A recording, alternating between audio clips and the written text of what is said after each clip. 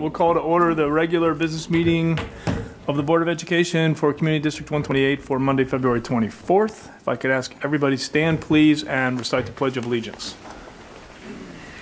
Pledge allegiance to the flag of the United States of America and to the republic for which it stands, one nation, under God, indivisible, with liberty and justice for all. All right, roll call, please. Jim Batson. Here. Don Carmichael. Here. Pat Grudy. Here. Lisa Hessel. Here. Kevin Huber. Karen Lundstedt. Here. Casey Rooney. Here. Okay, so we know Kevin Huber absent this evening. All right, our agenda, we will open it up for public comment. I'd ask anybody that wants to speak, please limit your comments to 3 minutes or less. We will have student recognition and a presentation on 504 accommodation supports in District 128. Then we'll have brief updates from the student school board reps, superintendent's report. We'll approve the consent vote agenda, which was reviewed earlier in the month, and brief updates from program and personnel, facilities and finance, CEDO? Nothing? Okay. And IASB? Just a brief. Okay, just brief there, and that should do it. Anything else? Okay, I'll open up anybody from the public who'd like to speak tonight. Being none, okay. Then we will open up student recognition. Good evening. I'd love to speak. We have a couple great recognitions tonight from programs that are historically successful.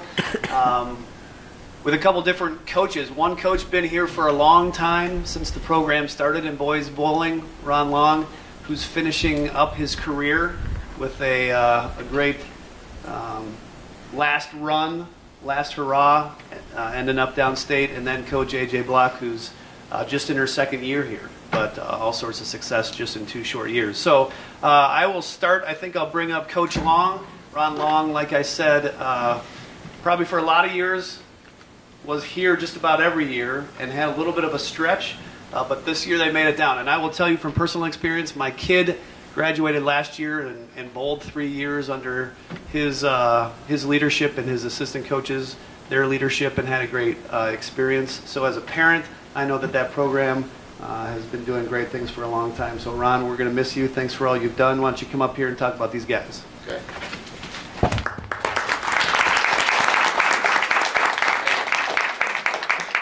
Thanks, John. I'd like to thank the school board for all the great support we've had throughout my 17 years as the bowling coach here. Me and Bill Spigner started the program, and I am getting out, I guess you'd call it, but Bill's going to continue, I think, and we're in good shape for the future. Bill Monroe is one of my assistants. He's here tonight. Craig Franco is the other assistant, and he's not here, but both of them helped tremendously. They're volunteer coaches, and we couldn't do it without them. They do a lot of the things that are needed to be done. You know, we have 19 players on the team, and it takes a lot of coaching, so I really appreciate all their efforts. We have a great parents support staff over here. The parents come to our meets and help me run them, and we've had great success with that. In my 17 years, we were the first team in this school's history to get an IHSA state trophy. We received 3rd place way back when, 2005. In 2011, we got 2nd place in the state. In 2012, we repeated and got 2nd place again. So second's great, and we've had a good time doing that. This year, we went down there again, pretty much, I think they're asking for me out there. You're celebrating. This has happened before, and I've run. Yes. I'll stick it out. No, we've had great success this year. We started out, it's kind of ironic the way we started, because we had a Plainfield Invitational, which was about, I don't know how many teams there were, at least 26 teams or more. and we got second place in that particular invite right off the bat. And who beat us was St. Charles East. St. Charles East is the team we lost to at state. So it's kind of one of those things, you know. We knew they were going to be really tough all year long. We were within 2 games of winning state, and they came up with a state record game of a 1279, which is like unheard of. I mean, so it was like, what do you do? You know, one of the kids had a perfect game for them, and the other kid had a 298 in the same time. So our kids battled like crazy, never gave up. It was just so much fun to see them and be with them this year. And I have, I'm going to introduce them now. 3 of them are seniors that I'll miss dearly. Been varsity players for all 4 years, these guys. All 4 years they've been on the varsity team. Jacob Gates, my captain.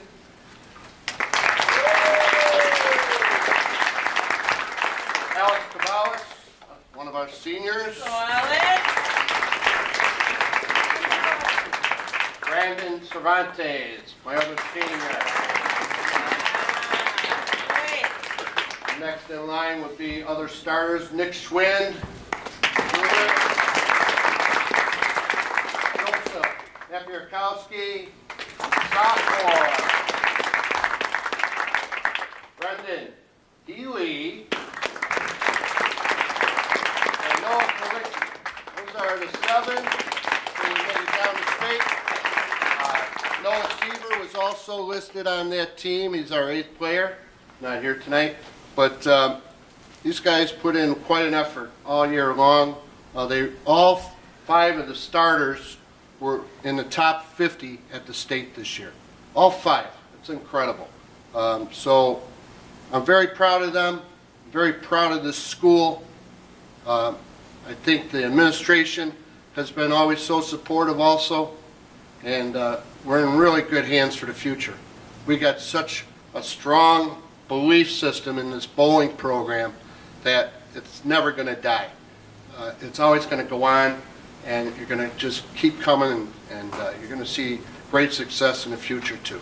So I appreciate you having us here tonight, and that's it. Let's get a picture.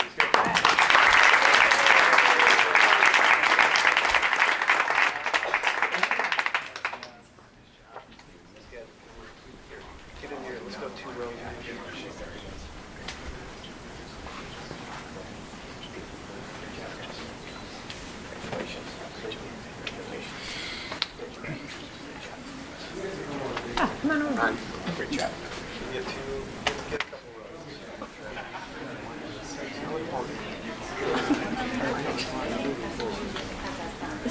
I gotcha.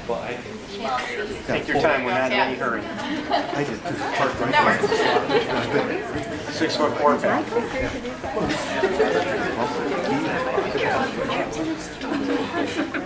Yes. Set everything off.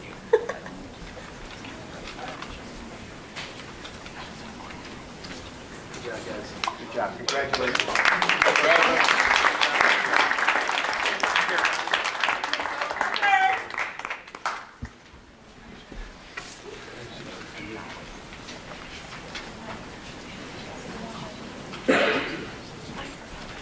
All right, then, like I said, Coach Andrea Block, she's relatively new, but still super successful in the 2 years that she's been coaching. She's been here both years with all sorts of success. And the 2 athletes that she brings are no rookies to this place either. Allie's been here for 4 years, 3 with swimming, 1 with gymnastics, right? In case you've been here for 3, this is the 3rd. So these athletes are highly recognized and tremendous at what they do. So Coach Block, come on up and talk a little bit.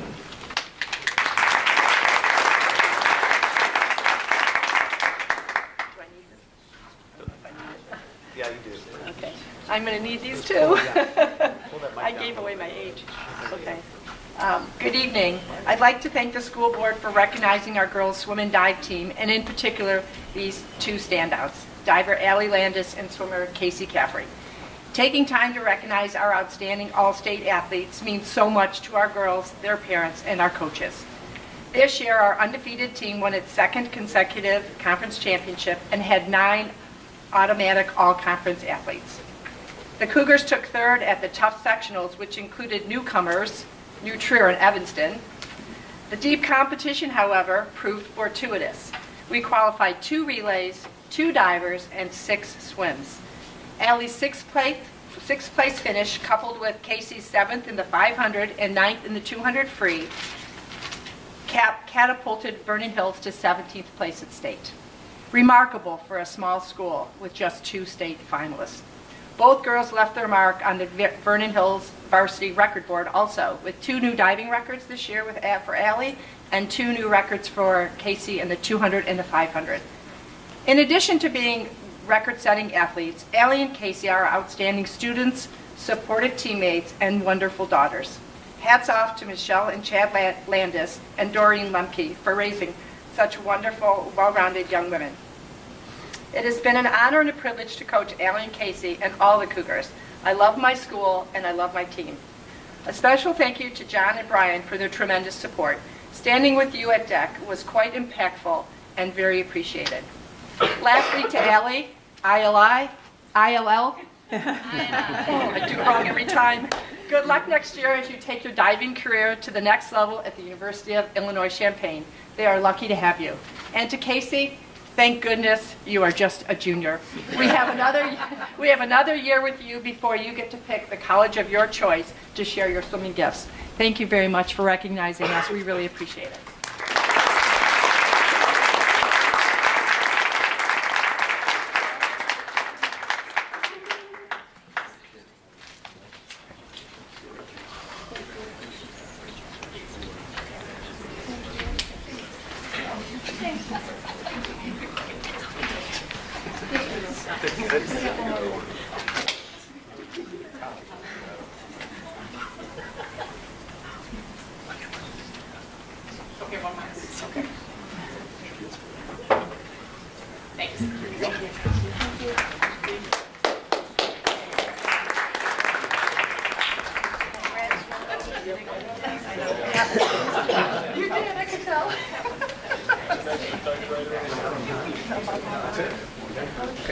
Hey, as you're walking out the door,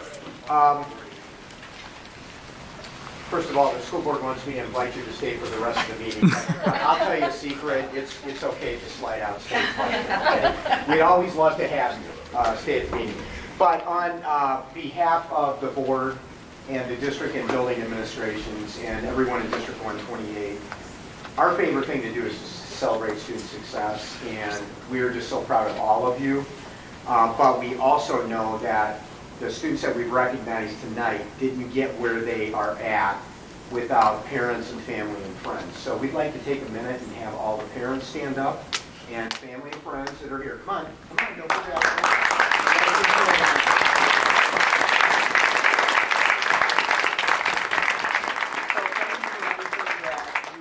With your children and in the context of a team for other people's kids as well. We greatly appreciate you.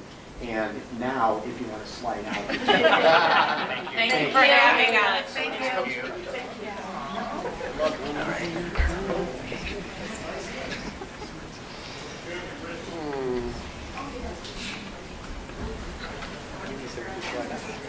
Okay. Next, 504 accommodations.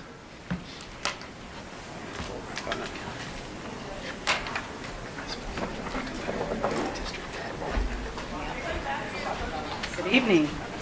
Is that on? That's on? Are you tired of me yet? Good evening. For those of you who don't know me, my name is Kelly Hartweg. I'm the Director of Special Services for District 128. And I'd like to introduce to you tonight the stars of the conversation, Claire DeBella and Kristen Miller, who are our student needs specialists at both Libertyville High School and Vernon Hills, respectively. We're here to talk about 504 coordination and supports, but I think it's important to start off by helping you to understand why we call Kristen and Claire our student needs specialists, or SNSs. I'll probably refer to them as, because I love acronyms. They wear many hats beyond 504. Our student needs specialists help our LSTs review student needs, help our flex teams support students who are at risk for needing more additional supports or returning from extended homebound periods. They sit on building committees for students that consider different support variations and interventions, and they help catch the kids who previously were more likely to slip through the cracks. They help the SST and the SRT process in looking at special ed considerations for eligibility. They communicate about standardized testing accommodations with students, families, and staff. And they lead a lot of professional development in various ways throughout the year for our staff. But tonight, we'll focus on one specific area of what they do, the 504 coordination role.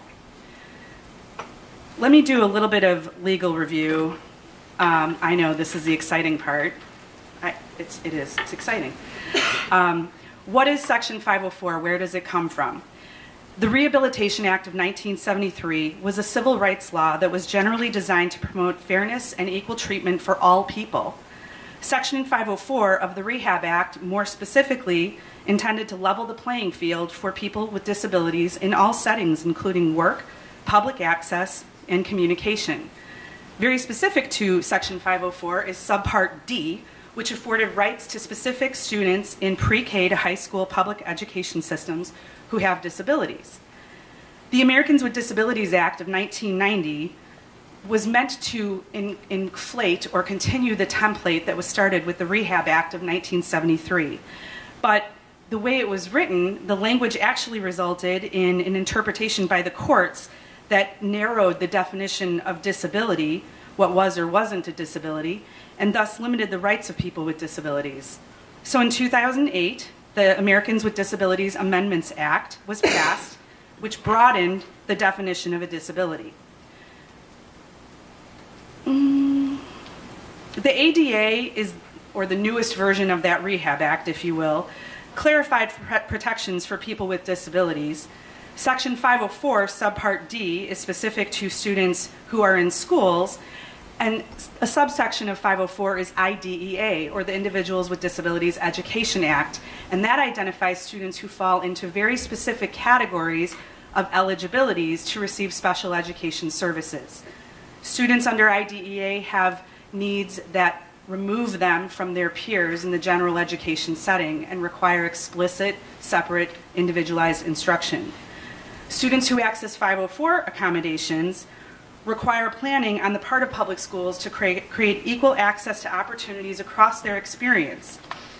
An interesting side note of this is that federal law does not actually require 504 accommodation plans to be written. However, attorneys cringe when they hear people like me say that, because they know that if accommodations are not in a plan and in print, they're more easy to accidentally not provide. So a common practice for school districts has been to create Section 504 accommodation plans that tend to mirror what an IEP for a student with special education services provides to a degree. These accommodation plans support students in engaging in learning and extracurricular activities. How many students in District 128 have 504 accommodation plans? As you can see, over time, this number has grown. In the 14-15 school year, about 4% of Vernon Hills population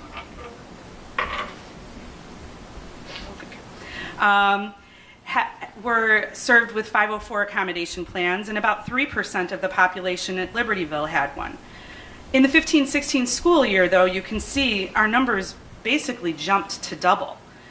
7% of our students at Vernon Hills were accessing supports under 504, and 5% of those at Libertyville were receiving supports. These numbers continue to steadily grow throughout the years, and at this point in time, we average about 8% of our students in both buildings who access supports through the 504 process. I will tell you, though I'm not going to give away secrets, we are surrounded by many districts whose numbers are larger than ours. So we're in a stable place. And if you look at statistics across the nation, about 10% of people in America have disabilities. So 8% is hovering right around what we would expect. The number of students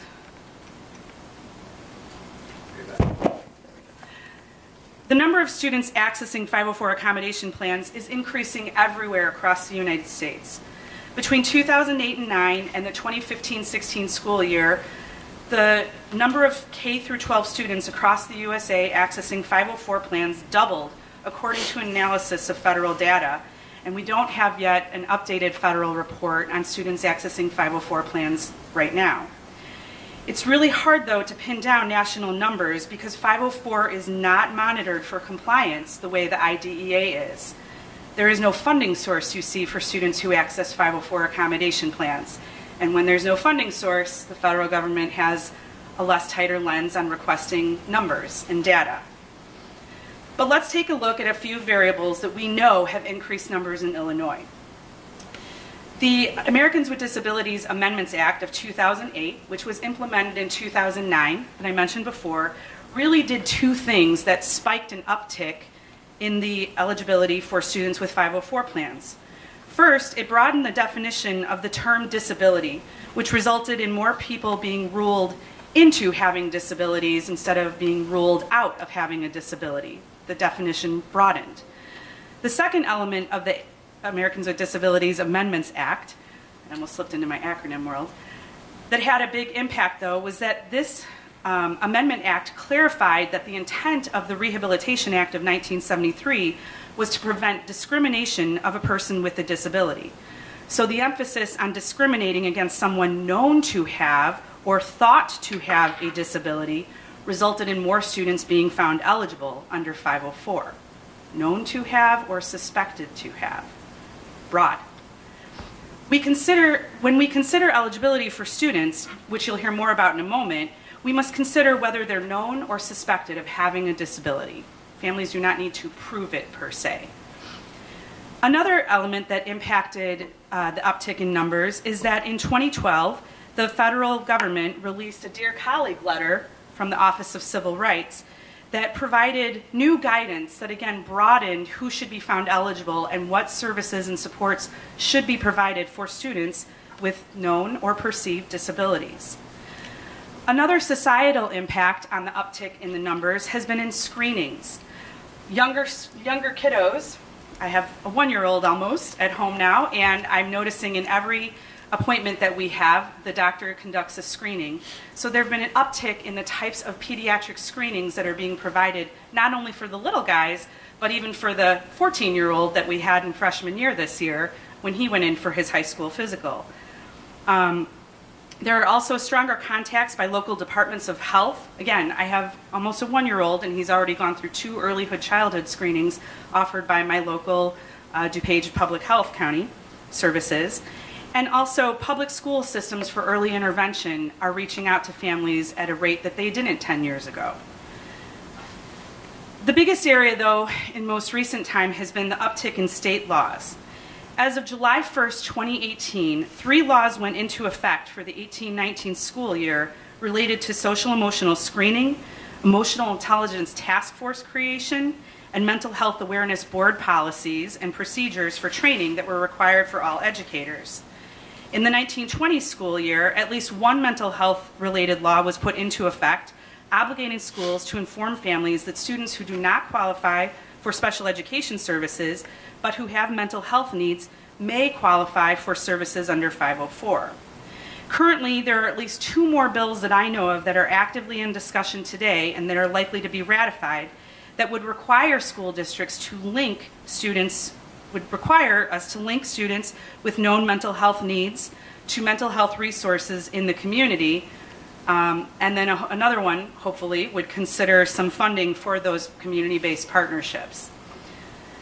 As I mentioned, though, there's currently little to no funding by the state or federal levels to implement most of these mandates.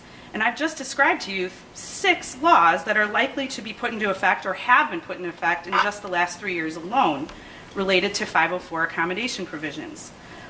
It's important to also note that most legal cases that move to the court system out of hearing officer level or Office of Civil Right complaint level are tied to the provision of and access to appropriate and reasonable accommodations under Section 504. Because of the unfunded mandates attached to the 504 expectations, many school districts lack the staffing to support the needs to truly meet these students where they're at. in addition to providing staff guidance and monitoring to ensure compliance. Tonight, as you hear Kristen and Claire share information about our students in District 128 who go through the evaluation process for and then are provided access to 504 accommodation plans, please remember a few things. First, Kristen and Claire were hired in the 2016-17 school year to specifically coordinate and monitor the provision of 504 accommodation for students, in addition to the other areas that I described of their roles. Since case managers are school counselors in our district, as they are in most districts, and since there is typically no daily contact for supervision or check-ins by those case managers, the SNSs not only ensure that we stay compliant with federal requirements for updating plans, and support case managers and teachers in ensuring that accommodations are being afforded to students. Their positions were cutting edge at the time, and this was only in 2015 when we began talking about the need for them. I could only find one area school district that was a unit district that have a 504 coordinator, specifically hired person for that role at that time. Today, though, without fail, I receive at least a couple contacts a year asking for our job description of their role and how we organize what they do and how we support them in supporting students. So 504 coordinators are growing. You're on the cutting edge, board. Congratulations. Kristen and Claire work every day with a rule book that really is not written beyond broad requirements under federal law, and which, remember though, cannot be violated by schools because otherwise they result in court cases violating the ADA rights of students in 504. Kristen and Claire are really the catch-all for all students who may have easily fallen between the cracks, as I said before. They are an integral part of the child find monitoring and identification process for the buildings, and they provide guidance and support to teachers who strive to ensure successful learning experiences for all students. And good news, I'm going to turn it over to them now.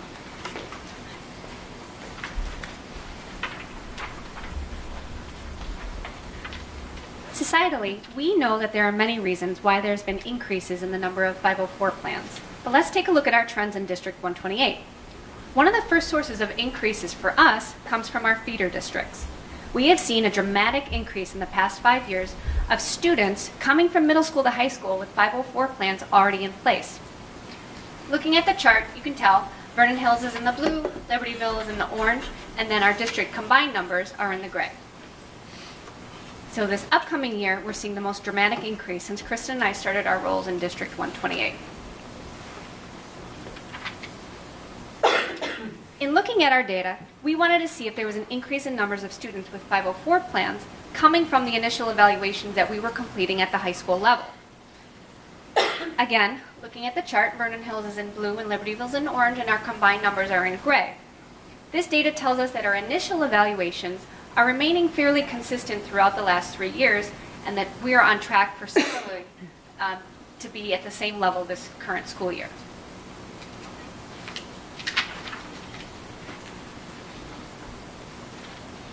Okay, so you may be wondering what goes into the evaluation process to determine how a student is eligible for a Section 504 plan. And really there are 3 questions that we ask, or 3 eligibility criteria that a student must meet in order to qualify. So the first criteria is that a student must have or be suspected of having a physical or mental impairment, as Kelly talked about. And again, that's defined pretty broadly by the law. And impairments can include anything from mental health disorders to medical diagnoses. And I'll show a few more examples in a little bit. But looking onto criteria 2, once we know that a student has an impairment, we are asking, is that student substantially limited in one or more major life activities in the school setting? So major life activities, there's also a number of these that are included in the law, but it can include things like breathing, walking, concentrating, thinking, learning, reading. Again, there's a variety of things that are considered major life activities. But the substantial limitation part is not defined by the law. So that becomes the 504 team's job and duty to kind of consider how the student is limited, and if that limitation is substantially limiting a major life activity.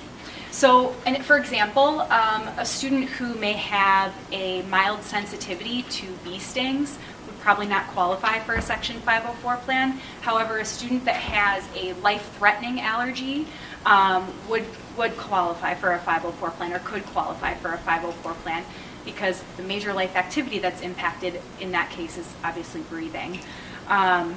So criteria 2 is essentially telling us that a student that has an impairment does not automatically qualify for a 504 plan. We're looking at that restriction of a major life activity compared to the average peer, compared to the average person. And in the school setting, usually that impairment limits a student's ability to access instruction or produce work. And the third criteria is, once we've established criteria 1 and 2, we're then asking, is the student limited to a degree that warrants formal accommodations in order for that student to have equal access to their learning environment? So do we need to provide accommodations so that that playing field is level and the student with the impairment or disability has the same opportunities as their non-disabled peers? So as I said, I was going to go back to some more examples of physical or mental impairments. This list is not exhaustive, but it just kind of shows you the breadth of impairments or diagnoses that can be considered as impairments under the law. The other piece of this criteria is that students need to have that impairment, or that impairment is anticipated to last 6 months in duration or more. So that's why we wouldn't usually see students that have like a broken arm or a concussion as eligible for a 504 plan. Those students would typically receive temporary medical accommodations as outlined by their physician, which we can provide in the school setting. Of course, there are cases where post-concussion syndrome may last. It's getting close to the 6 months, or it's lasting longer than 6 months in duration. And in those cases, we would look to evaluate the student. Okay, so we also want to give you an idea of what impairments we're finding as most common in our D128 population. So this chart outlines the prevalence of impairments as a percentage of all diagnoses or all impairments for students who currently qualify for 504 plans in our district. So as you can see, the largest category is behavior disorders, such as ADHD. They represent about 39% of the population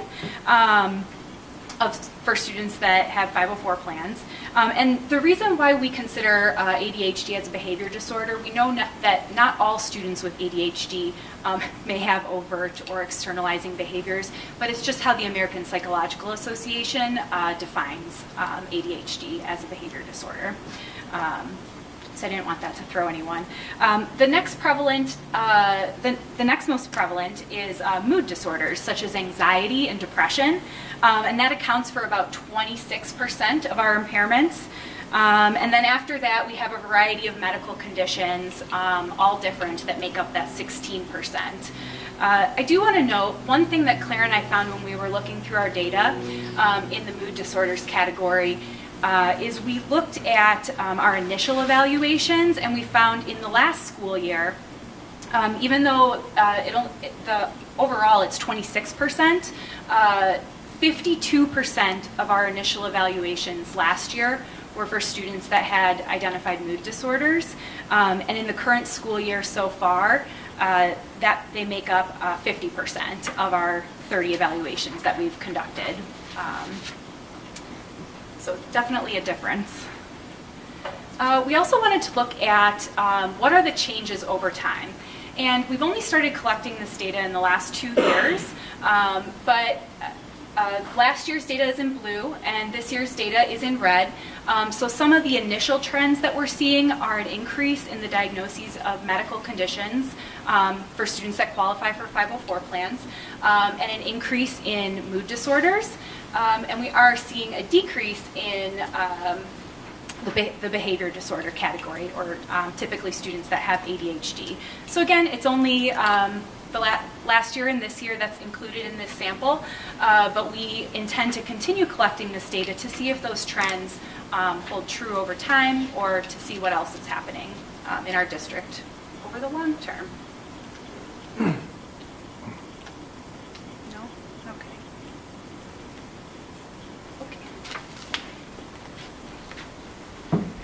Once impairments have been identified and it's determined that one or more major life activities have been substantially limited, the team considers whether the student may require accommodations or services to create access to learning and/or their environment. So we create accommodation plans based on students' needs, coming from the data from evaluations that we conduct. We do not consider what the student will benefit from, but rather what do they need based on how their disability substantially limits them. There are a lot of students who would benefit from having extended time on tests, for example, whether or not they had a disability. Instead, we must consider whether the student is substantially limited or at a disadvantage by not having the specific accommodations due to their mental or physical impairment. So we collect teacher feedback to help us determine what teachers are seeing in the classroom and if students are already receiving some kind of informalized supports. Kristen and I also conduct observations in the classroom to determine students' on-task or off-task behaviors and compare that to peers to determine if there's a discrepancy. We also collect test logs where we're looking at time completion on tests. We get a lot of requests for extended time, and so that's one way that we collect data to ensure that students, if they're using or requesting that accommodation, that that's something that we're keeping track of. We also look at input from school nurse, social worker, and counselor, looking at frequency of office visits, as well as taking into account parent and the student self-report. Accommodations are fluid in that what a student may need may change over time, or that they may be different based on the setting that they're in. So what a student may require to accommodate his impairment in elementary school may be more or less than what he needs in middle school, and the same for high school.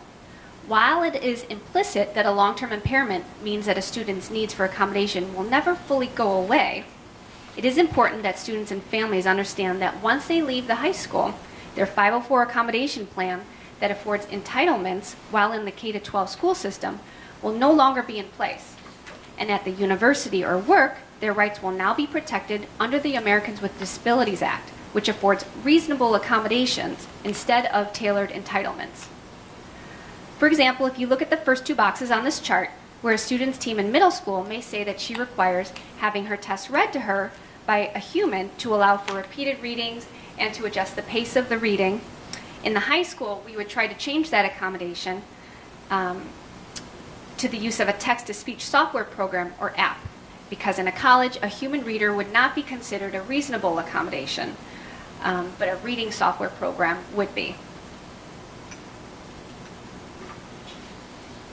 Because we know that individualized accommodations become much less tailored and may not even be allowed in a college setting, we work with our families and students to consider scaffolding accommodations in a way that encourages independent advocacy and the use of the accommodations when needed throughout their time in school.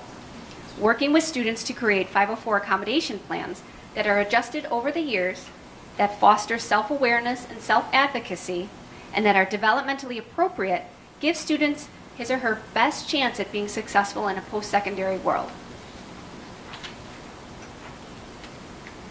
Beyond addressing the needs of students through the evaluation process and through the creation of 504 plans, there are many other ways throughout the year that Kristen and I support all stakeholders involved with the students that have 504 plans. So during a student's 8th grade year, we host a parent night for incoming freshmen with 504 plans. We have articulation meetings in the fall with the middle school staff. We review course selections and have transition meetings with families during the spring of their 8th grade year, all to help the students with 504 plans have a successful transition to District 128. Once they are at LHS or VHHS, we hold freshman year annual review meetings. During their sophomore year, we again conduct reevaluations to determine their need or an eligibility for the Section 504 plan. And then during the students' junior and senior years, we discuss and consult with families, with school staff, whether any updates to the plan are needed.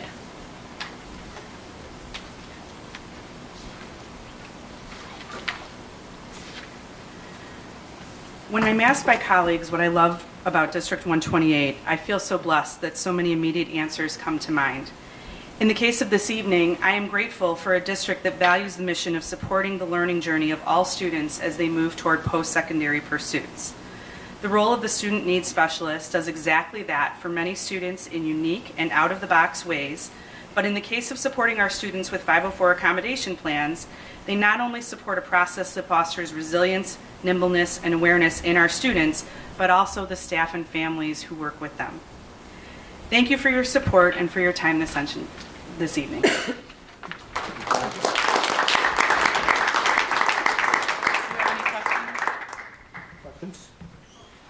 I have a few. Actually, that was really well done. Most of my questions were answered on the next slide, so that was great. But I guess, can you just give us a sample or an example? You said somebody, if they have a severe allergy, might have a 504 plan. What would that 504 plan look like? It definitely depends on the student. We want to individualize plans for them, but typically, I'm trying to think of one of our examples of a 504. Or any example you have. I don't have any personal experience with it, so I don't have an idea what kind of accommodations we make for those kinds of things. Sure. Well, I mean, a big piece is like when students go on field trips. There's different staff involved and there's different food involved. Okay. So if it's a food allergy, we always want to make sure that there's an awareness for all the supervisors who are on board, and that there is food that the student can eat on that trip. Typically at the high school level, students who have a life-threatening allergy will self-carry their EpiPens. But there's usually like an emergency plan that goes into place that involves the school nurse and administering the EpiPen, calling the parents, calling 911 if the EpiPen is administered. I think just for classroom teachers, I know some classrooms have different like food events in the classroom, some of our languages classes. And so just making sure that the student knows when those days are coming up and they have a reasonable alternative, and there isn't like food tasting required as a part of, doing some kind of language thing. Just make sure we're not discriminating against them, basically. And where does the input for that plan come from? In other words, on the far extreme, we screen everybody and we decide who needs a plan, versus every parent comes in and says, hey, I think my student needs a plan because... Yeah, so we're for a medical 504, we're looking at feedback from the physician, feedback from the parents, and also from the student, like what accommodations are going to make them feel comfortable in the school environment. Sometimes we do get feedback from teachers as well, not so much for like a significant allergy, but for other medical needs, like if student has type 1 diabetes, teachers may see specific things in the classroom, like if they're like zoning out, or if they're having trouble completing tests, if they need to take a lot of breaks in order to check and correct their blood sugar levels. So we get feedback from a variety of sources. Okay. Yeah. All right, one last one then. But I was really intrigued by the whole idea of sort of stepping it down by the time they get out of high school and into college, because a lot of those same accommodations aren't made. I mean, I'm assuming we're kind of trying to wean them off some things and getting ready for that freshman year when you're not home anymore, and a lot of those accommodations seem to go away. Yeah, absolutely. I think, one example is, and again, it's different depending on the student. Some students continue to need more supportive plans throughout their high school career, but as students grow and develop, they learn compensatory strategies, new skills, and it kind of eliminates the need for some of the accommodations. So for example, a student with ADHD may come in with an accommodation of needing like frequent teacher check-ins on their progress on their work, or checking for understanding of directions. And what I've seen with some of our students is that over time they start to say, well, I just feel comfortable asking if I have a question. I don't need them to check in with me all the time. And again, that's dependent on the student, but we really try to emphasize self-advocacy as a skill to develop, and because of that, that does eliminate the need for some accommodations over time. Okay. So thanks. I thought that was really well done. Very thorough, very comprehensive, and honestly, I'm not sure I had as good a picture of all the things that are going on behind the scenes. So I appreciate you guys coming and talking to us about it. Thank you very much. Thank you.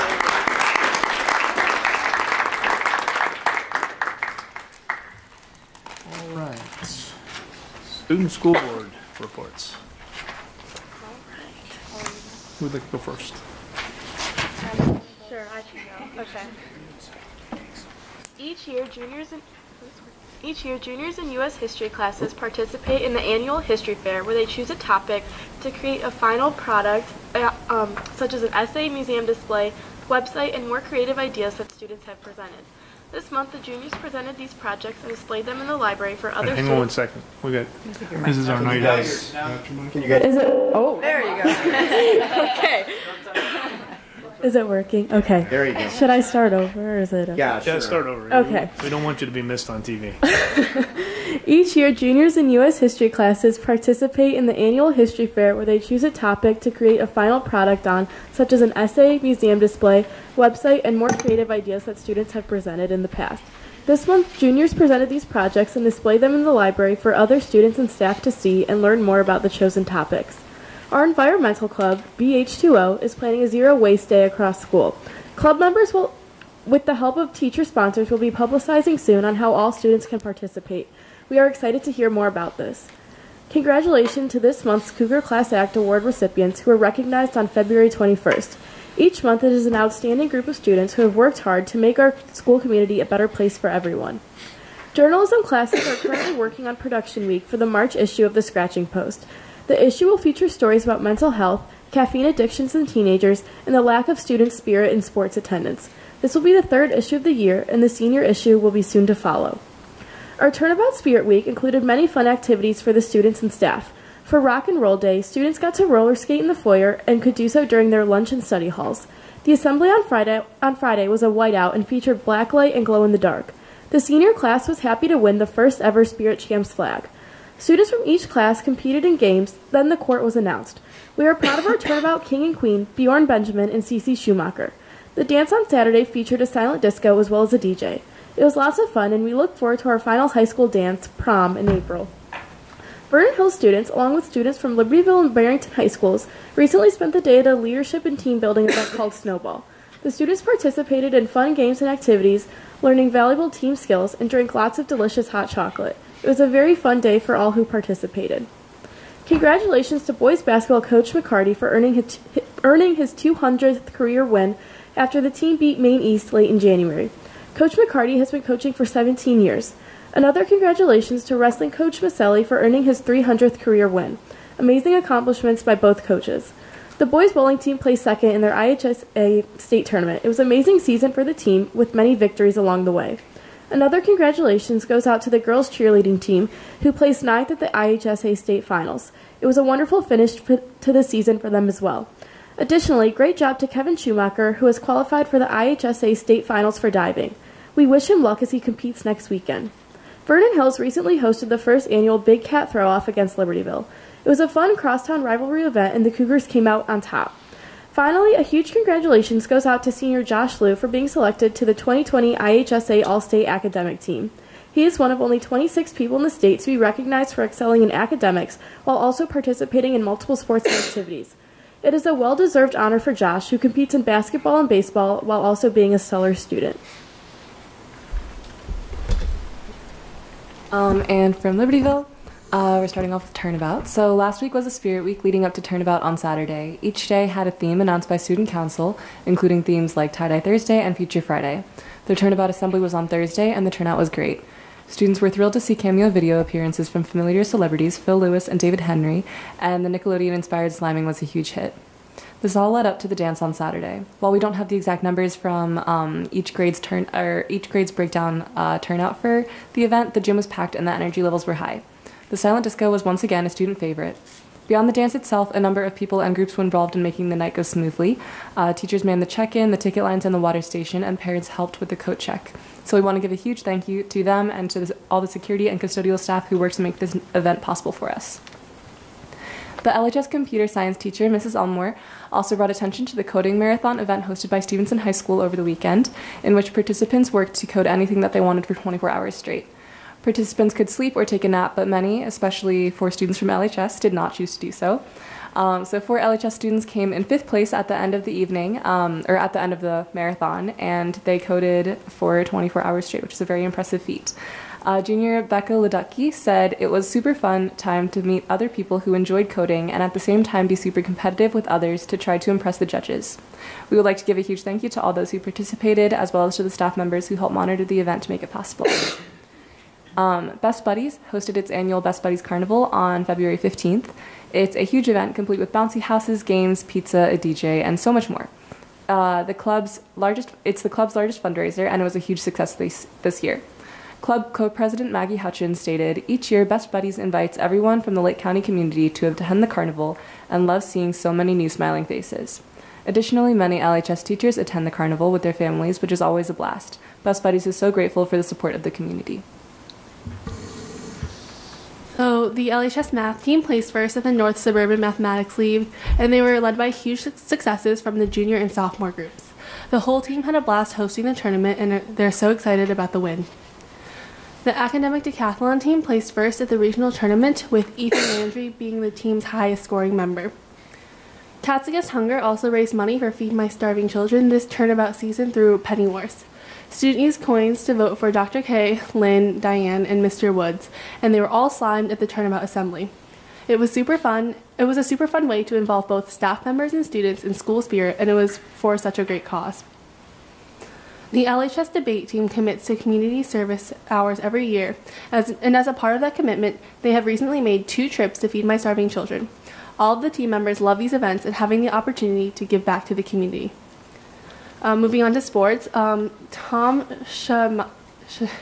Shatamra competed in the powerlifting competition and breaks the American deadlift record by 20 pounds when he successfully lifted 485 pounds in the 13 to 15-year age range. Congrats to him. Fencing club members earned honors at the Great Lakes Championship. The competition was hosted at Stevenson High School, where 15 schools from the tri-state area were represented. LHS junior Joe Griffith and sophomore Natalie Eisberg placed 3rd in the competition. Congrats to them. In fine arts, we have the wind ensemble at CVDNA. They traveled all the way down to Peoria this Friday to compete in this sectional tournament. It was a high honor to be able to perform, but it was very impactful. Junior Marilyn Yu, who plays flute in the conference, said, "It gave me the chance to be in the honors band that was full of the most talented musicians in the state.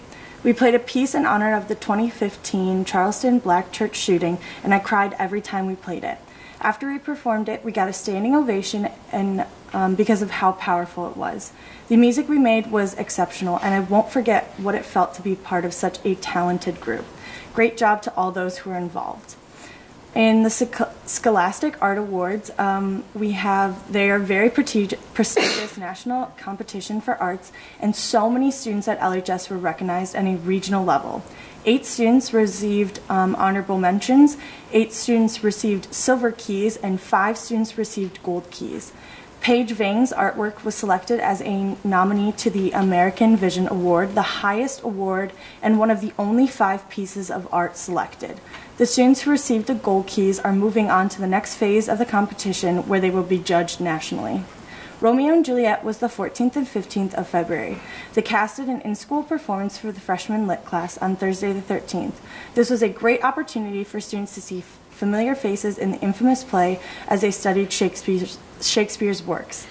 The evening shows were also a great success, and the cast and crew pulled off an impeccable performance. There was also an AP art show during the show in the auditorium gallery that showed off our incredible AP art students' work during the show each night. People could also try to buy their work by auctioning for it. It's always super impressive to see how talented we have, how talented each student is, and how we're so thankful to have them in the art department. The freshman-sophomore play, Air Guitar High, was January 31st and February 1st. The show was about an air guitar competition at a high school where 2 students decided to make a movie about it. The show went smoothly, and the shows were sold out each night. The show also had a phenomenal bright set that was show-stopping. Congrats to the cast and crew, an amazing show. The cast list for the spring play, Peter and the Starcatcher, came out last Friday, and the whole cast is super excited to start working on the show. The show is all about the lost boy Peter and a young girl named Molly trying to find Stardust. This show is the prequel to Peter Pan. We hope that many people will come to the show on April 17th and 18th. In health and wellness, we have Operation Snowball, which was on January 30th at Camp McLean in Wisconsin. This day of extreme fun is open to all grades, and we partner with Vernon Hills, Barrington for a day of stepping out of your comfort zone, meeting new people, and seeing everyone come together. This event has been going on for so many years and will be going on for many more. There was a prevention workshop at the D128 office where Dr. Nelson brought 7 students from LHS to participate in a leadership in prevention workshop hosted by Operation Snowball and the Kenneth Youth Center. It focused on alcohol, tobacco, and drug trends in adolescence. The screening of the movie Screenagers about how digital devices affect teenagers' mental health was shown last Thursday, the 20th, for parents in the Studio Theater. There was a talkback afterwards where parents could ask questions about the movie. We thank all the amazing parents that came out to see it. Thank you. All right, great job. And I'll also highlight for the second consecutive month. So last month during the Super Bowl, I'm sitting there watching the Super Bowl and I see LHS on TV. This month I was out in California visiting my brother, having breakfast in Lake Tahoe, and I have the TV on and I'm watching the Today Show, and there are the Vernon Hills cheerleaders on TV. So word is out. Okay, well, great job. All right, superintendent's report. Hey, we're going to continue with some good news. One of the things that I do want to point out is that Tom Shatamra, who won the National Powerlifting Championship in the 13-15-year-old group that the students mentioned, broke the national record by 20 pounds. So pretty terrific performance by a young powerlifter. So that's just phenomenal, right? So it's like smashing 100 meters by another half a second. It's pretty amazing. So congratulations to him. Okay, so on February 15th, the D128 unified basketball teams competed at regionals held at North Boone High School in Poplar Grove. Both the Storm Black and the Storm Blue, get it, black and blue, teams made it to the finals and played to see who would represent D128 at state. Final score, Storm Black 37, Storm Blue 27. Storm Black is our regional champion, Storm Blue is our regional runner-up, and once again, D128 is state-bound in basketball. D128 Special Olympians Nathan Ferrara and Joseph Mahler earned gold at the Illinois State Winter Games in Galena on February 5th. Nathan earned gold in the 200-meter, and Joseph Mahler earned gold in the 50-meter in snowshoeing. The LHS WISE team, Worldwide Youth in Science and Engineering, team placed third in the Illinois Academic Challenge Regional Competition at the College of Lake County on February 6th. Individual medalists were Samantha Fan, Physics, third place, John Heed, Math, first place, Sebastian Ingino, Computer Science, first place. John and Sebastian advanced to sectional competition, which will be held on March 13th. Big news from D128 math teams. LHS and VHH finished in the top 2 spots at the regional math competition, which was held February 22nd at Stevenson High School. The VHHS math team took second place at the competition. Eric Bamer tied for first place in Algebra 1. Tyler Tran and Rahul Gupta won first place for junior-senior 2-person competition. Anna Rune, Adaraju, Lisa Bamer, Tanish Sharma, Itamar Shifrin, and Eric Song also placed first in calculator team competition. Individual regional champions included Belinda Lee, Audrey Wiedik, Sean Hoke, Nicole Patel, Desi Nanyar, Dylan Trout, and President John He. In written competitions, first place team honors were achieved by Algebra 1 team, Sean Hawk, Sam Lamb, Belinda Lee, Omar Mahmood, Audrey Wiedik, Jiang Stanley Zhu. And the geometry team, Olivia Duffy, George Huber, Emma Moscato, Molly Moscato, Nikhil Patel, Tavish Sharma. In addition, the Algebra 2 team, Allison Chu, Sebastian Ingino, Desi Nanyar, Liam Tucker, Richard Zhao, and Devashish Kavatar. And the pre-calculus team of Daniel Shaman, Samantha Fan, John He, Nathan John, Dylan Trout, and Jack Stavrakos brought home second place trophies. Other team events bringing home first place honors were the freshman sophomore person 8 team, Sean Hoke, Sam Lamb, Belinda Lee, Rebecca Shee, Olivia Duffy, Emma Moscato, Molly Moscato, and Nikhil Patel. The freshman sophomore two-person team, Belinda Lee and Nikhil Patel, and the orals team, Desi Nanyar and Dylan Trout. Both LHS and VHHS will move on to the state math meet at the University of Illinois on May 2nd, and I would just point out once again that both LHS and VHHS have substantial histories as top state math teams over the course of a number of years. So this is always an exciting time of year for them. VHHS junior Timothy Zhang was selected to work with Frank Rosenwein, principal oboe with the Cleveland Orchestra, at a master class hosted by the Elgin Symphony Orchestra held on February 8th in Elgin. VHHS 2019 band alum Bobby Black recently won the principal tuba position in the Milwaukee Symphony Orchestra. 19 years old. Amazing. Pat, what do you always say about the kids in school today? It's astounding. We are passionate about breaking barriers and unifying youth from different cultures as part of our district's daring mission. This fall, 11 VHHS art students in Allison Malloy's AP portfolio and drawing and painting studio classes put their passion and artistic skills into rendering portraits for children in Malaysia as part of the Memory Project. Over the past decade, more than 150,000 people from ethnic and religious minorities have landed in Malaysia with hopes of escaping violence and persecution. They have found safety there, but there is a catch. In Malaysia, they do not have legal rights. They earn money for food in any way they can, living in impoverished pockets of large cities, but their children are not entitled to education or health care. Through a partnership with the Memory Project, who is paired with a charity that runs a school for these children, we aim to offer these children both education and hope. VHHS students participated in creating these portraits as an outreach to offer these children kindness, respect, encouragement, and joy. The best student artists from approximately 100 plus Illinois high schools will converge to showcase their art and vie for more than $88 million in scholarships offered at the 8th Annual Illinois School Art Exhibition, IHSAE. LHS seniors Kelsey Collins, Mary Wetterling, and Bridget Wilson have received over $600,000 in scholarship offers, with more scholarships still being processed as of press time.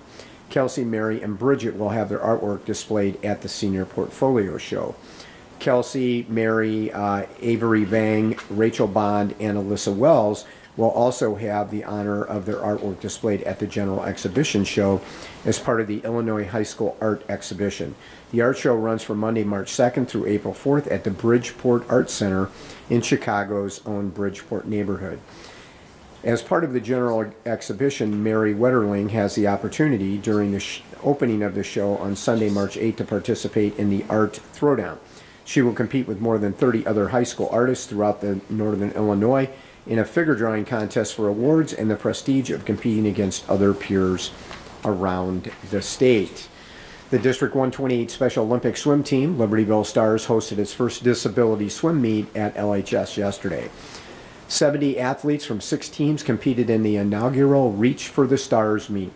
The Libertyville Stars Swim Club is celebrating its 20th season as a team. The club currently has 31 athletes, ages 13 through 49 years old, who come from all over Lake County. The team also has nearly as many high school volunteer coaches who are themselves competitive swimmers. The high school volunteers swim with club and high school teams in Lake County, including LHS, VHHS, Mundelein, Warren, and Highland Park High Schools. The Stars meet weekly at LHS for Sunday practices and attend numerous swim meets throughout the year, culminating in the Illinois State Special Olympics Summer Games in Normal, Illinois. Thanks to all of the volunteer coaches, students, and head coaches, and founder of the club, Becky Peacock, for making this event possible for the athletes. And finally, good news on behalf of the District 128 Foundation for Learning. Thanks to everyone who made the Foundation's inaugural 128 Day of Giving, or 128 Day of Giving, a rousing success. The one-day social media campaign raised an additional $6,005.40 that will support our students in need and our Daring Innovation Grants program. So thanks to everybody for making that roll, and everybody who worked on that project, including Diane Phillips and Mary and all the folks on our foundation. So congratulations to everyone. Okay, next on the superintendent's report tonight is any capital updates that we might have. Mark, on our major capital projects. Thank you, Prentice. Things are moving forward at both schools with our capital projects. Here at Vernon Hills, in the classroom area, the interior masonry is complete for the walls for the classrooms, and we're moving forward with still working on MEP, mechanical, electrical, and plumbing in that section of the building. In the cafeteria expansion, we're prepping for spring break work, and they've got air barrier up on the exterior wall, and we will be doing some the exterior finished masonry, starting that here. Over on the gym addition, the north wall is almost fully completed, and they're working prepping in the area in between the gym wall and the locker room addition, prepping everything for us to get steel installed. So we'll sequence the steel installation, and in the next few weeks we'll start to see steel go in. Over at Libertyville, we did a walkthrough at our last meeting and saw the finishes. Suspended ceiling work is in, lighting is in, we've got paint going on, a lot of the interior finishes are moving forward, working on floor installation upstairs and downstairs middle of next month. So things are progressing really well over at Libertyville. Any additional questions from the board on that? Okay, Mark, thank you. Next on the superintendent's report is governor's budget address and Illinois spring legislative session, and these two items hang together. The governor gave his budget address and gave some good attention to public education, and also reinforced that the state over a long period of time has finally redone the school funding formula and evidence-based funding formula. And in his budget, he allocated a number of dollars that were or have been targeted for future years to ensure that the evidence-based funding formula grows. The one wrinkle is he tied some of that money to passage of the graduated income tax as a constitutional amendment in the fall. And so as we've had conversations with our local legislators here, we have certainly let them know that it's critical that we maintain that funding schedule, and it requires $350 or $400 million additional dollars a year to ramp up, I think, to 2025 to get us a level that I think we can be more proud of than what we've been doing over the last few years. So our state legislators, I think, understand clearly that some of that money in the budget can be moved around to ensure that the funding for public education continues, because if we can't fund the evidence-based formula, then looking at broader issues like property tax reform and relief and some of those things, which are going to require additional dollars so schools are not hurt, is going to be very challenging. So the governor is very pro-public education, and I'm sure the legislators and the governor will have successful conversations to make sure that adequate funding goes into the evidence-based formula. In addition to that, as we've noted a couple of times, we just want to keep these on the front burner as the spring session starts to move along, but there are several issues that are directly related to schools and or school funding. So first would be property tax, relief and reform. Also PTEL, which is better known to the public as tax caps. Reform, TIF reform, so incremental taxing districts, and school consolidation. And as the governor and legislators work to seek some property tax relief and reform, a mix of these tools are going to have to come into that. I think our legislators clearly understand, and legislators across the state, that if they do a hard property tax freeze that's going to have a catastrophic effect on public schools. So while everyone is very supportive, of course, of property tax reform and relief, including this board and previous boards, that has to be balanced to ensure that the public schools are not going to have a catastrophe as a result for that. And it's going to require additional funding from the state. So we just want to make sure that we keep those issues on kind of a high level and certainly keep the board informed and knowledgeable. And then now that they're into the spring session following the governor's budget address, there will be more to update the board on and discuss with the board in near future, I'm sure. Okay. Next thing we have, any questions? Yes, ma'am. So if you happen to know off the top of your head, just out of curiosity, what's the evidence-based formula like roughly? Like what is that evidence referring to? Dan, you want to tackle that? Sure. Evidence-based evidence-based funding. Sorry, I can explain it, but I can't remember the word. That's really what the state and the legislation has decided to call the way that they're going to fund schools. So before it used to be called general state aid. Now they're calling it evidence-based funding, and the reason why they're doing that is how they used to decide how to split funding with schools is based on every kid should get an X dollar amount. The number was $6,119. They thought every kid should have that number. Good question is why that number, but that's what they said. Why that number? Then the way they did it next, and they said they asked the communities in their formula. It's a math equation that figures it out. But the next thing it does is it asks how much can you generate locally in property taxes? Is it easy for you to do that, or is it hard? If it's easier for you to do that, they'll say, okay, you do that, and then we'll give you $218 per kid. If it's hard for you to do that, then depending on how hard it is, they can give you potentially up to the $6,119 per kid. But it was totally based on just a body, nothing related to what that student may or may not need. The new evidence-based funding is designed to, again, develop a dollar amount. So when the $6,119, that was per kid, well, if you have 3,400 kids, they would say this is how much money you need. They do the same thing now with evidence-based funding, but there's no longer a per student generically assigned number. Instead of what it is they use research-based numbers that have shown for X number of kids, you should have this many principals. And a principal costs about this much money, so that they put that as how much you need. For every elementary school or a student ratio for nurses or something like that, they have a lot of ratios in there that figure this out. And the idea is how they came up with that number is usually based on research that they have. There's usually research that is backed up saying this is a number that's appropriate for the school. So for example, in an elementary building, if you hit for every 450 kids, you should have an assistant principal.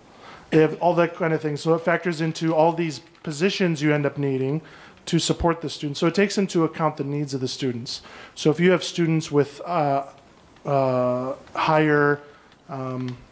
needs in terms of maybe they're low income or they're English learners, a variety of factors that they take into account, they provide more funding into that. So it's more tailored to the needs of the particular district. So when they say evidence-based, that it's factors to take into account to fund the students relative to the students' needs, backed by research. Yeah. And for us, it hasn't resulted in a great change because we are considered to be a property tax rich district because of the breadth and depth of our tax base here. We have traditionally not gotten very much money from the state of Illinois.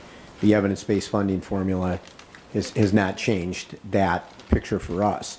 Who it has helped, and if you look at North Chicago or you look at Waukegan, both who have struggled financially, they get some vast sums of money to be able to invest into education of the kids in those districts. And that was the impetus behind it before. And the former formula was 17 years old, and it just didn't work anymore. The calculation, the number they had come up with was a number from years and years and years ago that was occasionally adjusted that wasn't any place close to a per student need for kids. So EBF is what you'll see like in a newspaper, evidence-based funding, and then there's a formula behind it, okay?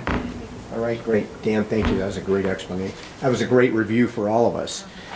Next thing on the superintendent's agenda tonight is donation acknowledgement. And we want to acknowledge from Mr. Edmund O. Schweitzer III, President and Chief Technical Officer of Schweitzer Engineering Laboratories Incorporated in Pullman, Washington. We want to acknowledge receipt of his corporate gift of $100 for support of our math and science departments. Our math and science teachers at Vernon Hills High School appreciate Mr. Schweitzer's support of our program and the future of our students. So it's great. It's really wonderful. Okay, and I think we had one tonight, and then we had 5 FOIA requests. So as required, I will read those into the record at this time. FOIA request was received on 1/28/2020. Response deadline was 2/4/2020. Requester was Russell Lissaw, reporter with the Daily Herald. Information requested: the proposed new or amended contracts between LHS and VHHS with Coca-Cola. Follow-up was done by Dan Stanley. Request was fulfilled and response was sent on 1/28/2020. Time spent and reports a few minutes. So it was one of our lighter requests. All right, FOIA request received 1/30/2020. Response deadline was 2/6/2020. Requester was Katie Kim, an NBC5 reporter. Ms. Kim requested any and all written agreements and/or contracts between Community High School District 128 and companies that provide content filtering and monitoring software for school district related issued devices for students, including but not limited to BARC, Securely, Go, Guardian, etc., and documents sufficient to show policies and guidelines for school district issued devices for students. Follow-up was done by Dan Stanley. Request was fulfilled and sent on 2/6/2020, and the time spent was 30 minutes. And by the way, we use Securely here, and we're very, we believe that we continue to be on the cutting edge of school security. So it's actually a very good question that we received earlier today. So FOIA request 2/5/2020, response deadline was 2/12/2020. Requester was the Illinois Retired Teachers Association, freedom at irtaonline.org. Information requested: please provide the name and email address of any certified staff, teachers, administrators, nurses, counselors, etc., who are retiring this year. Follow-up is done by Brian Kelly. Fulfilled and response sent on 2/6/2020. Time spent a few minutes. Next request was from Iris Martinez of Austin, Texas. Iris at parent.foundation. Iris requested an opportunity to obtain copies of public records that are outlined below, and please organize this information in the following manner: first name, middle name, last name, position, grade level for teachers, subject area taught for teachers, certified in area of instruction for teachers, school email, personal email, phone, race, ethnicity, hire date, years of experience, current salary. I'm requesting that the information be delivered, if possible, in an Excel spreadsheet or original PDF report containing this information above, for every teacher and staff member employee currently employed in CHSD 128. Follow-up was done by Brian Kelly. Request was not fulfilled. Clarification email was undeliverable as of 2013-20 time spent 30 minutes. FOIA commercial request received 2/12/2020. Response deadline was 3/12/2020. Requester Star Hayes, Hello College, 1 Mid-America Plaza in Oak Brook Terrace. Information requested: student directory information for all 8th through 11th graders within your school district. I would appreciate an electronic Excel copy of this information with the following data points: parent student name, parent email address, parent student mailing address, including street, address, city, state, and zip, student grade level, school of enrollment. Follow-up is done by Brian Kelly. Request was denied on 2/13/2020. Time spent a few minutes. And of course, we are very careful about the release of private data. And if there's any question Brian's working with Lynn or John Fester at Scariano. So we just want to reinforce that for parents and students at home, as well as our staff internally in the district. So any questions on the FOIAs? Thank you, everybody, for reporting. And then, Pat, the last thing tonight is just a reminder for the board that our March committee meetings we're going to have here at Vernon Hills, so we can tour the work that's been done to date. And I can predict that it's going to be really nice weather outside, and so, but it's a lot further along than the last time we had to look out the window at the construction. So I think it'll be real exciting to see, additional steps that have been taken here, and that you hear Mark, John talk about a lot. So we'll have the committee meetings here. We'll make sure that Carol corrects that and puts that out on all of our documents, and I'll send you a reminder to remind me as well when I do that we're going to be meeting over here, not at LHS. So Pat, that's it. That's the end of the superintendent's report. All right, thank you. All right, the consent vote agenda is listed. Can I ask for a motion to approve the consent vote agenda as listed? So moved. Is there a second? Second. Discussion? Roll call, please. Batson. Aye. Carmichael. Aye. Rudy. Aye. Hessel. Aye. Lundstedt. Aye. Rooney. Aye. All right, motion carries. Program and personnel, Chairperson Batson. Okay. We have a group of board policies. This is the second reading for the board policies. We've gone over these both in multiple committee meetings and at the last board meeting, so we just need a motion and a second and an approval to put these policies in place. So anybody want to take a motion? I move to approve the board policies second reading and adoption. Second. Okay. Any questions, comments? Nope. Okay. Roll call, please. Carmichael. Aye. Rudy. Aye. Hessel. Aye. Lundstedt. Aye. Rooney. Aye. Batson. Aye. Okay, motion passes. We have a handful of employment actions here to take. These were things that came in after the committee meeting, and so were not included on the consent agenda. So if we can have a motion and a second for these. I motion to accept the employment of employees as listed. Second. Any questions or comments? No. Roll call, please. Rudy. Aye. Hessel. Aye. Lundstedt. Aye. Rooney. Aye. Batson. Aye. Carmichael. Aye. Okay, that motion passes, and that concludes the program of personnel. Okay, thank you. Facilities and Finance, approval of the 2019 comprehensive annual financial report. And you just want to summarize that real quick? Yeah, that is our financial report for fiscal year 19 that we've discussed in committee later than we would normally have had it. But it includes a comprehensive look. We'd able to incorporate our daring mission and information in there as well. So I'd encourage anyone here, and particularly anyone in the community, to read, probably starting with the management discussion analysis that we write, to really try to walk through and explain the basics of what's happening in this district from a financial perspective. We did have two restatements that I mentioned at the committee, but I'll mention again. One was for capital assets, that I think we have a better aligned capital assets now, and two private purpose trust funds that were used years ago to raise money for the turfs that are in place now. Those monies were never transferred out to basically pay the district back for doing that, but my argument was those were clearly done long ago. So we've made those corrections, and I think these are the most accurate statements we've had yet. Great. Pat, one question, just really for the community. Dan, we're not required to do the CAFR, right? This is like over and above. This is like the gold standard, right? Correct. This is the highest standard that a government body can report on. All we're required to do is to have an audit and file an annual financial report with the state.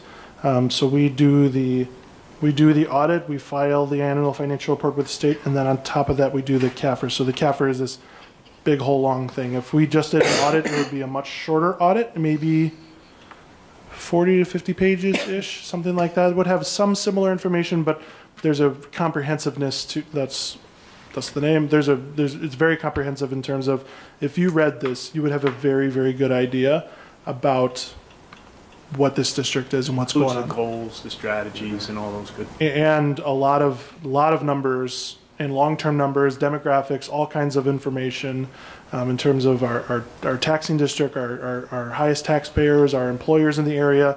There's a lot of information in there that goes into that, and so there's a number of districts that do this, but not as many as maybe you would think that do this. But this has been a long-standing thing here, and it's a good thing to do for sure. Great, thanks. Can I point out something on page 10? Because this is an award-winning document. The strategic plan initiatives under the achievement initiative, the second bullet, On collect, page 10 of analyze, and improve student performance. There's a syntax error because we're not collecting performance. We're collecting and analyzing data about student performance. I realize this is probably a copy and paste from our D128 strategic plan. I'm on page 10. Like page 10 of the, it says 10 at the bottom of the page? No, I'm 10 of sorry. 186. On your little scrolling Yes, bar at the on the bottom, screen. it's page 10 of 186. Which bullet point? It would be- Page 10 of 186, okay, thank you, Yes, sorry. 10 of 186. So if you go to the D128 strategic plan initiatives, Mm-hmm. the second bullet under achievement initiative, collect, analyze, and improve student performance. We're not collecting performance, we're collecting and analyzing data. So Does it say improve, but we're improving student performance? Does it say improve it says collect, analyze, and improve student performance. as a result of the data? Yeah. So I think it's missing a word, just to make it crystal clear. Sure. Yeah. Have you proofread all my stuff? Dang. That's good. Dissertation. Certainly it's not the point of the document, but. Yeah. Stop the page. I found one. I don't have to read it. Right. As soon as I found something, I'm like, That's impressive. Yeah, you did your job. Yeah. That exact wording has been there since at least 2013. Yeah. I figured I it think is. so. But It won't be there now. yeah, we'll, Previous awards notwithstanding, it's a, yeah. Yes, the statement was designed to collect the data, analyze the data, and use it to improve student performance. It's the essence of the statement, so. So the request will be to change that for future revisions, correct?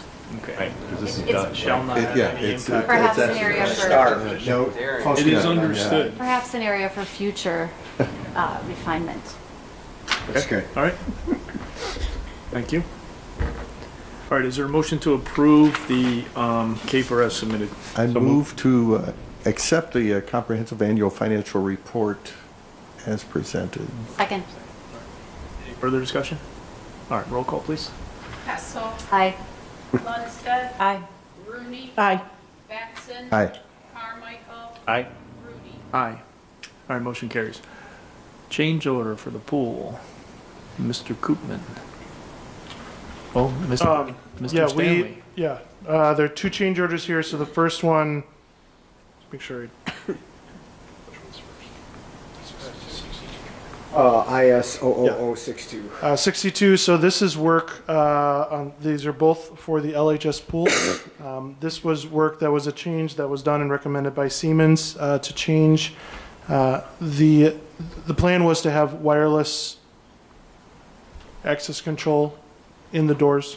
The doors that are facing the pool, the recommendation was to change those to wired due to the harsh environment of the pool, and both wired or wireless are still exposed to harsh conditions, and they'll likely fail in the future. It's significantly more expensive to replace the wireless system than it is to replace the wired system. So the recommendation was to change to the wired system for those interior doors, which cost more upfront, but the idea is it'll save you in the long term. Last longer before replacement. Not necessarily, maybe they'll last longer, but if you need to replace them, it's much, much, much cheaper to replace them. Okay, and that is in the amount of how much? $51,257. Okay. It technically is it's a charge of $65,557 to Peeper, who's the electrical contractor, and we get a credit back from the other contractor. So is the motion then to approve the change order in the amount of 51,200, or is it in the total amount? 51,257. All right, so is there a motion to approve LHS pool change order IS 00062 in the amount of 51,260? 57. 57. So moved. Second. Okay, roll call, please. Lundstedt. Aye. Rooney. Aye. Batson. Aye. Carmichael. Aye. Rudy. Aye. Hessel. Aye. All right, motion carries. And the second one? Second one is change order OS04. This was additional costs. So back in December of 2018, there was anticipated winter conditions. The board approved a change order in the amount of $75,000 for the winter conditions for the materials and the fuel. This is above and beyond that, as that we got from Stuckey, who provided the propane fuel. The original idea was in the construction project that the masonry would have been done in the fall, but the start of our project got delayed.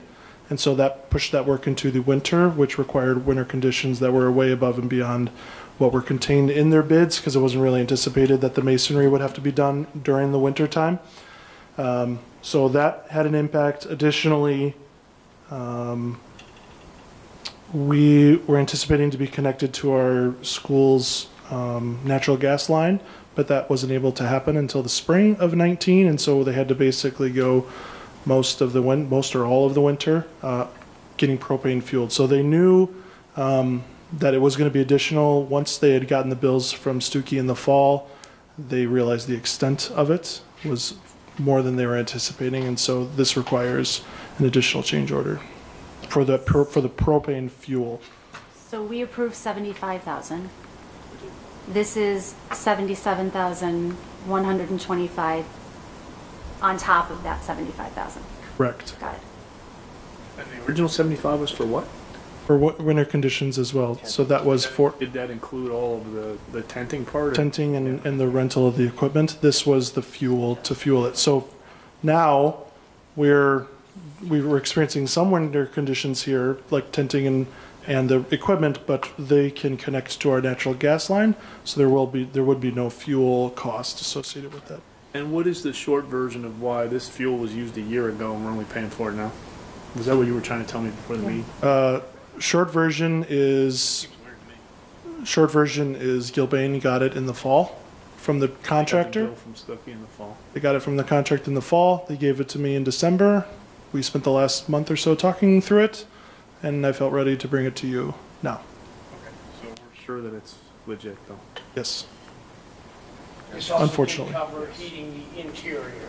No, I understand what it was for. I'm just like blown away that this was a year ago and somehow, I don't know, I guess Stuckey must be flush with cash or something. They didn't need money, so I guess. We're on the same page. Yeah.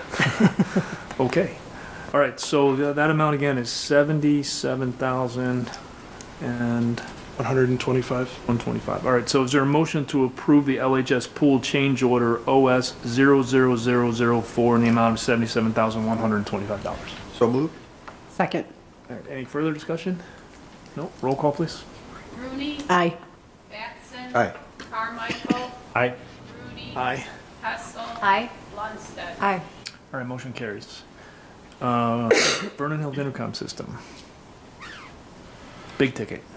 Yeah, this is, we discussed in committee, part of IT, our technology department's budget is for capital improvements.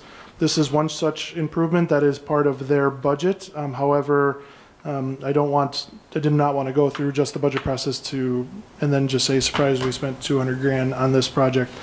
So we brought up for you at committee meeting, Mick and Bo were there to explain the intercom system here and their process for going through that. And I'm just scrolling through all of these bills from the gas to get to the next thing. Whatever page it's on. I'm going to keep scrolling. And it's for approval of the intercom. So they're buying the equipment now this fiscal year.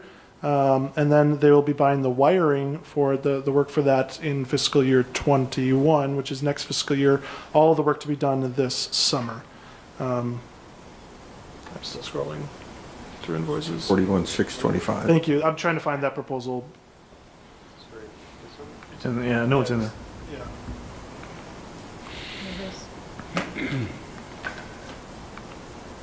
Yeah.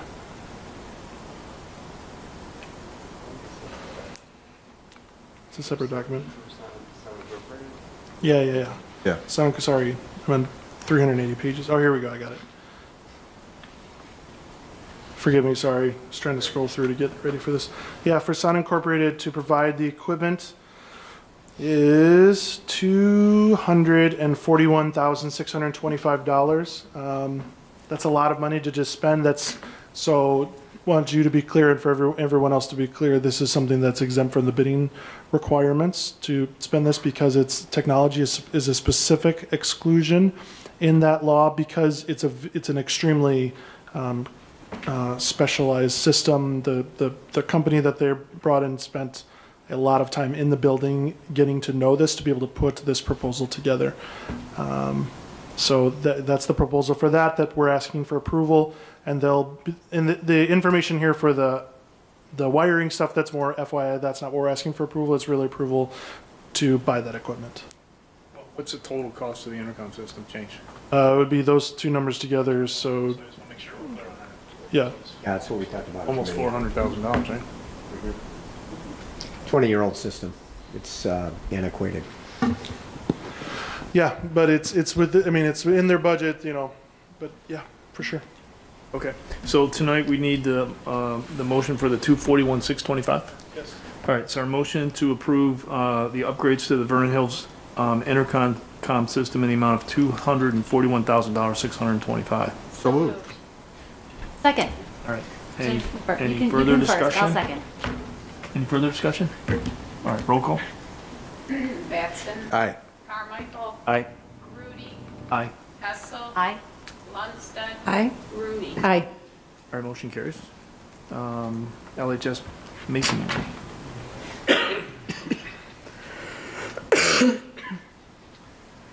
This one's pretty quick, this is normal routine tuck pointing type stuff. Next phase in our tuck pointing for Libertyville High School. We went out to bid for that. We had 7 contractors attend a pre-bid conference, and we received 6 bids back. Our consultant went over the low bid and confirmed that the contractor was meeting all specifications, and the low bidder was Midwest Pressure Washing and Restoration Incorporated, DBA Restore Works Masonry Restoration. A base bid of $365,000 and an alternate add of $20,000. Total base bid was for $385,000. As part of that, there's a $50,000 allowance in there for contingency. So if we don't spend that money, we will get that back. And there's also material allowance, $30,000. These are shockingly different, actually. Right, I was just going to ask that. We're confident that these are all bidding on the same thing? I mean, there's one of them's for 600, one of them's for, that just seems like a big variance in the bid numbers we received. Is that a normal occurrence? That can swing. Okay. Yeah, between the two. It's why we insist on multiple bids on these projects. In Grove we use a lot. So Grove would probably has gotten a lot of these bids lately. If you look at their number, I mean it's closer to the much closer. It's much closer. Yeah. To the base bid, there was basically about $30,000 in the base bid. So we asked for approval for. So we're approving the bid and the alternate, is that correct? Bid and the alternate, yes. All right, so it's in the amount of $385,000. $185,000. Yep. Okay, so is there a motion to approve the bid award to Restore Works for LHS exterior masonry remediation in the amount of $385,000? So moved. Second. Any further discussion? Roll call, please. Carmichael. Aye. Grudy. Aye. Grudy, not Rooney. We'll have trouble with Aye. Lundstedt. Aye. Rooney. Aye. Batson. Aye. All right, motion carries. Let me just back up to the intercom system. Why are we not approving the 112,453? For next year. It'll be next. They're doing it for next We're buying the parts this year and we're doing Oh, I the see. installation Got it. next year. Okay, just want to be clear. Thank you. So we'll save a little money. Yep. And we just move the money out to next year, right? Yeah, Okay. leverage efficiencies. Okay. Pat, yeah. before you move on to the next session, I just want to note something again. I think that's, I want to compliment the board and previous boards here working with us together. You've read in the newspaper over the last 6 months to a year that there are several really high-profile unit or high school districts in the Chicago area that have run into significant problems because they have not kept up with maintenance, ongoing maintenance. And a priority of ours, the whole time that Karen and Pat, that we've been together on the board, has been working with Alex Delapoli when he was on the board, was to do preventative maintenance on the front side. And so we allocate $3 to $6 million a year to do things like tuck pointing and other things to stay on top of that. And the result of being able to do that is we're not looking at having to run a referendum to fund part of basic maintenance in the district. And that's a great thing for taxpayers here. And it takes some patience and some vigilance, and it's easy maybe to get off course of doing that. But I think working together, we've done a terrific job of that. And the result is that we don't have to go out and have part of a referendum funded to do regular maintenance, replacing roofs and tuck pointing and things that if you don't take care of can really cause some great damage in the building. So districts have to do exactly that. That's very true. So, and that's something that the community may not always know. So I want to say that again. We used to talk about that a lot more, but that's a priority of ours. It will continue to be a priority of ours. So we save significant tax dollars someplace down the road. We can use the existing resources more directly towards our kids, right, at the end of the day. So thank you to this board. Thank you to our previous boards. Thank you to Alex, who really came in when he came on the board with his expertise working at Abbott and really kind of started nudging us down that path. And I think we've all been true believers to that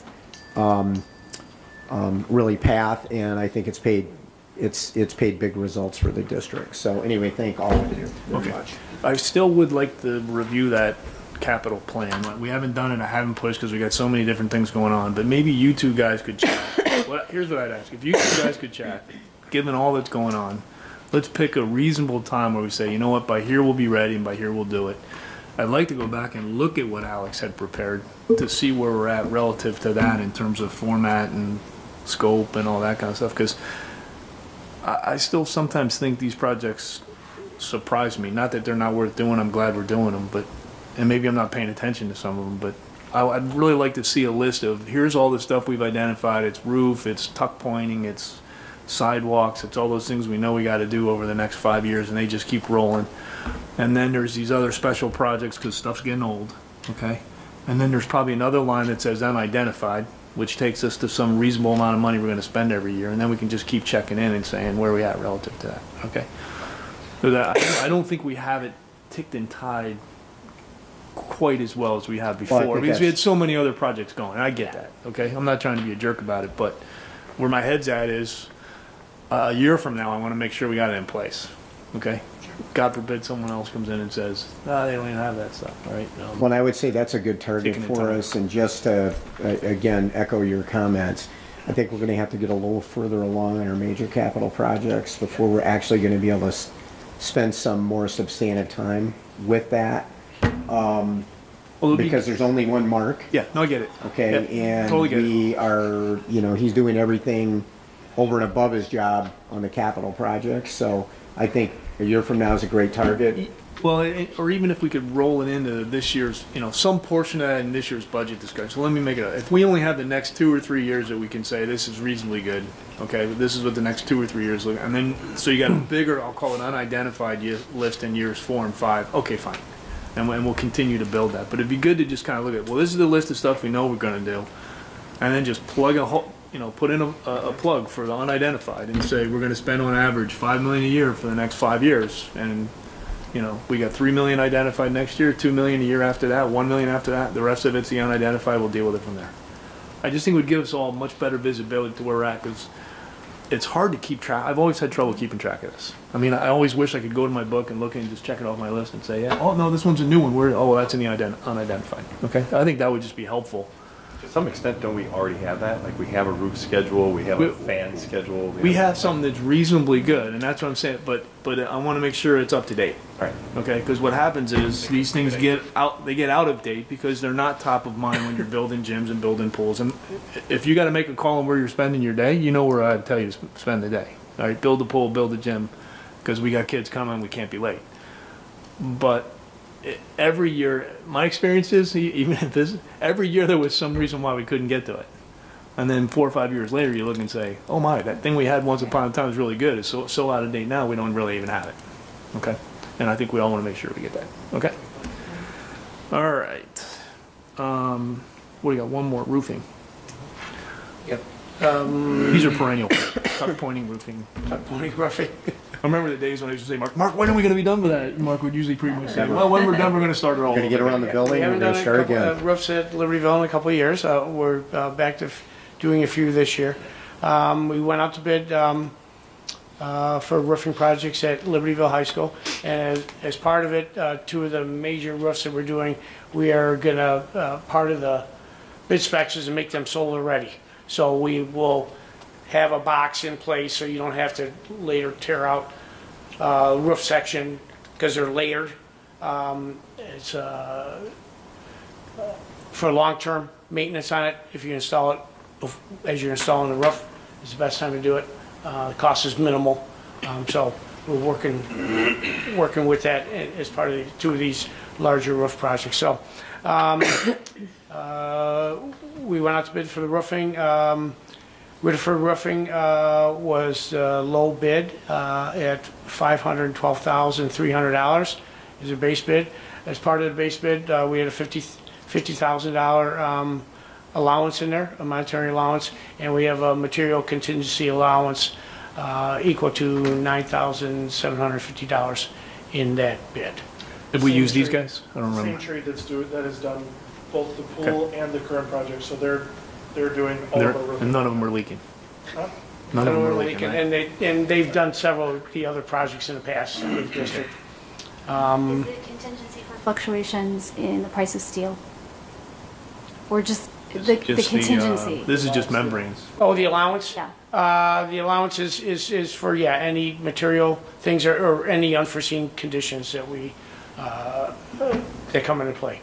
And roughly what area of the building is this going to be roofed? The area over the auto shop area. There was an addition, last addition, on the industrial arts wing. So there's a section of roof there. That's the old gravel tar base roof. And then the other section is where the new pool connects, that additional hallway connection, the roof above that. There's a greenhouse. The greenhouse, Yeah, there was a greenhouse there which is leaking.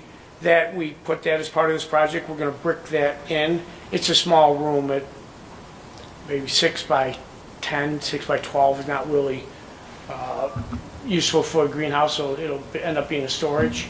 So we will brick that up, have a steel roof put in, and then connect it to roof number 9 in that area. And there's a few little...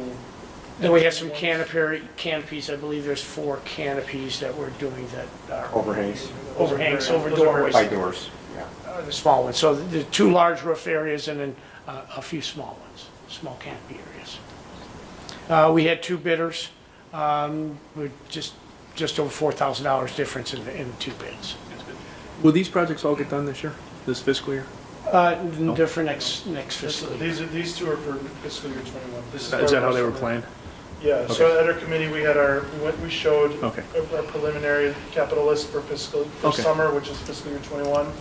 This is on there. This is also the project that we have applied for the state maintenance grant to get $50,000 back from that. Okay.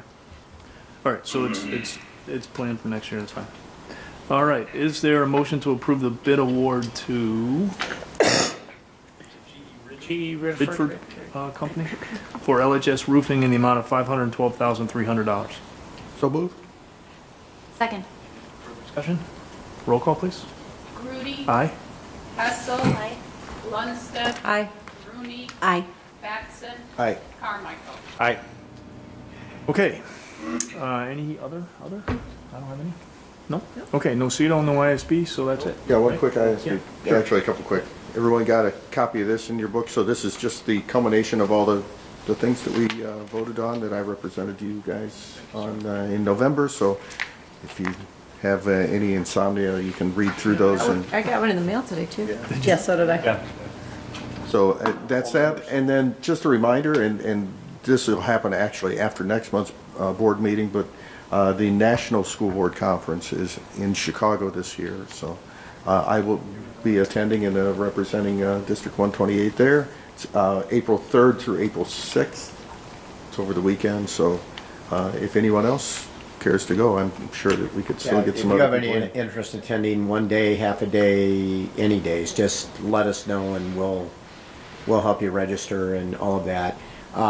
It's similar to the Illinois conference where there's breakout sessions and you can divide and conquer. And similar format. Yeah, it's national. Yeah, but it's the national. It's not always here, and in fact, I have never been to the national. And since it's in Chicago, that saves travel expenses and things. So It's been about 12 years since it's been in Chicago. You know, when it was in Chicago the last time after Hurricane Katrina. It was supposed to be in New Orleans that year, and they moved it up to Chicago because obviously they couldn't host a good time. So, you know, it's just a good opportunity without a lot of travel time and travel cost. If you're interested, then, you know, let us know and we'll figure out how to get you registered, right? No obligation. Is it possible just to would it be any trouble to circulate a link to where we could look at the agenda just to determine if it's a good fit for subject matter and...